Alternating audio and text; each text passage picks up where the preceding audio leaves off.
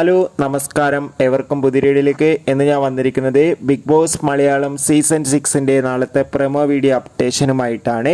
വീഡിയോയിൽ മുൻപ് video like ചെയ്യുക, ചാനൽ സബ്സ്ക്രൈബ് ചെയ്യുക. ഈ വരുന്ന ഏപ്രിൽ മെയ് മാസങ്ങളിൽ ധാരാളം ചിത്രങ്ങൾ OTT റിലീസ് ചെയ്യാൻ പോവുകയാണ്. ചാനൽ പരിശോധിച്ചാൽ നിങ്ങൾക്ക് കാണാം.